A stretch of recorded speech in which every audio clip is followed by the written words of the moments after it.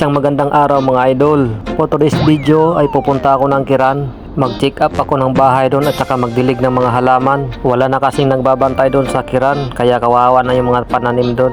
Wala na nagdidilig.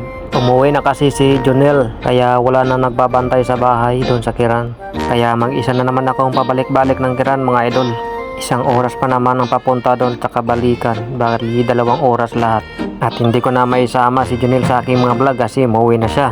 At nandito na ako sa Kiran mga idol. Shortcut na yung mga video ko mga idol kasi masyadong mahaba. Alas 9 nga pala yan ng umaga pagdating ko dito mga idol. Kasi kailangan kong bumalik agad pagkatapos kasi magsusundo pa ako ng bata sa eskwelahan. Kaya bumaba agad ako ng sasakyan mga idol at kinuha ko yung baong ko kasi hindi pa ako nag-almusal pag alis ko dun sa bahay kanina. Ipasok ko sana doon sa kwarto ni Jonel kaso wala nga pala akong susi. Nakalimutan man ibigay sa akin ni Waldo yung susi ng kwarto. Sinubukan ko yung mga susi na binigay niya, hindi rin. Kaya binalik ko na lang yung baong ko sa sasakyan. Pagkatapos ay pumunta na lang ako ng Hadiga para magdilig na lang ng mga pananim. Ilang araw na kasi itong hindi nadiligan kaya yung iba parang natutuyo na. Kahit malamig dito parang mamamatay na yung mga pananim. Kailangan pa rin ng tubig para mabuhay. Kaya ang ginawa ko, pinuno ko ng mga tubig ng mga kahon ng mga puno para marami silang tubig. Hindi kasi ako araw-araw nandito kasi may trabaho din ako sa kabila. Kaya habang nandito ako, kailangan ko damihan ko na yung mga tubig na nilagay ko sa kanila para hindi sila matuyuan. Kasi yung ibang mga puno may mga bunga na, lalong-lalo na yung lemon, marami ng bunga. Hindi na pwedeng pabayaan lang. Sensitive kasi yun. Okay, tingnan nyo para na ako may video gagawin dyan mga idol. Kasi kung saan ako pupunta, sumusunod sa akin yung camera. Malamig dito sa Kiran mga idol. Pagkatapos ko nga pala ako dyan magdilig mga idol, nag-check up na ako ng bahay. Pumasok ako sa loob kasi tiningnan ko kung anong may mga sira para may ayos ko kaagad. Pagkalabas ko ng bahay, doon na naman ako sa sisay nagdilig ng mga pananim mga idol. Kasi doon sa front beach may mga pananim din doon, marami. May mga kamatis pa doon na tanim si Jonel na naiwan lang. At pagkatapos mga idol, bandang 11 umalis na ako. Kasi magsusundo pa ako ng bata sa eskwelahan. At syempre yung unahin kong sunduin yung yaya. Isa lang kasi dapat yung susunduin ko eh. Tumawag si Wanda na magpapasundo din. Kaya 11 umalis na ako para sila yung unahin kong sunduin. Pagdating ko sa kanila, tinawagan ko agad si Wanda. Nakadalawang ring ako sa kanya, hindi siya sumasagot. Kaya inintay ko na lang, baka naliligo pa siya. Siya rin kasi mag-isa sa bahay nila. Hindi rin naman nagtagal paghihintay ko kasi maya-maya andyan na naman siya. May kasamang basura.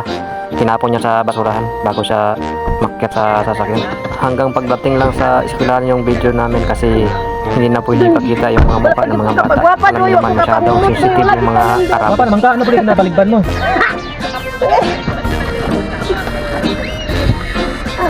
Doy, wala pa lain makaon, Doy. Ganun ka kami makaon ako gani, makaon to hindi ko kakaon. Nga naman. Balik na yun. Ha? Namo mo nakagulak, Doy. Balik na yun. Kaya ng oras, kaya nga ka ba? Kaya ano, ay, Doy, oh. Timo ay kung giglag magpahungit pa ka. Umiti ka kung mo. Pangkol ka, doktor ko, patiwas ka. Dahil ngayon, kaya ka di mo buhok, Doy na. Ako bago na rin, ako. Wala ni mo nakaon? Wala, sirado mo itong laptop ito. Udo, Pia. Nagbunyag na lang ako. Balik ka gayon ka. Paita, oy. Bago mo ito nakabot ng driver? Tagal lang to, wisit, itong tiguan. Gusto niya, ipauban-uban ako kayo. Mau banta? Okay, mag-add ko siya layo daw yung atoan niya. Traffic daw. Hello? Wala na ka ka? Oh, nasa dala na. Ngaman.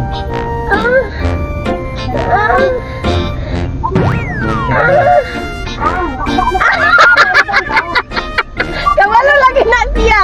Lalo kabalo man ka nga, anak ko sakay.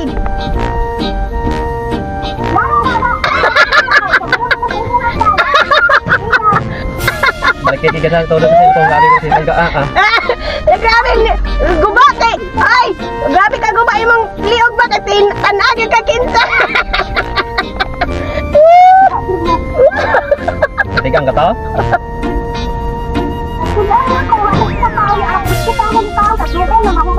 Ay, mga hindi mo kapamahaw gani eh. Doon, paano ka sa Ano? Ayun, si ay, brita nandun. Init. Kaya mo pa'y pagbago na itong ligo rin naman. Mahal na itang maghap. Hindi mo ka.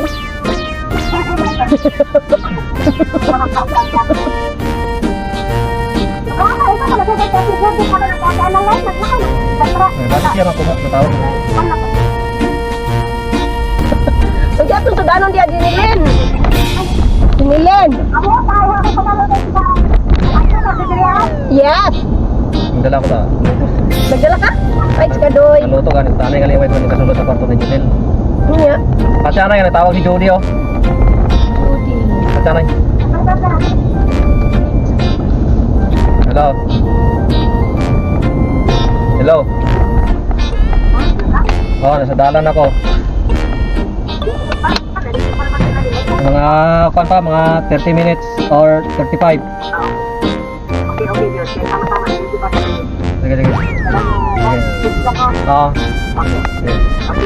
Okay, okay. Ikaw maluto sa lupas? Hindi na. Anong klase luto? Ano ko lang. Ikaw, dito kami kasi mong luto doon. Lo, Ito, no. grabe ka tong gula ba? Sige na, ikaw luto kay may lami. Kapati ka sa ako nga nagluto ka ng ibramo ko. Ang bata ay malawang ka. Ay, ang bata ay Kapati Kay Kudoy, manginong ka kay gutom kay Kudoy. Ako kay Kudoy. Butong kayo, hindi ko pa pamaho gani. Ikaw, man. Pagkatan niyo doon sa kwarto ni Julian. Ano naman? Makukuhay para ang tuto. Nabigay ko yung mga Joy.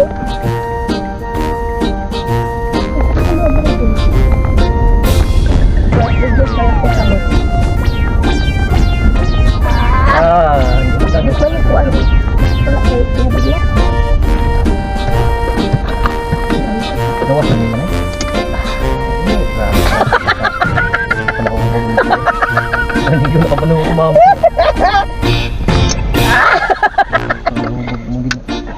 Di kabalo. Ikaw di ka kabalo baka ka. Wala. Na abri na may gudin isa. Ay isa bahala na kadiabe. So abri na pud siya doon. Dito. Pwede ra ka dito. Pwede ra lagi ka dito. Tuwi ko. Pwede ra ka dito.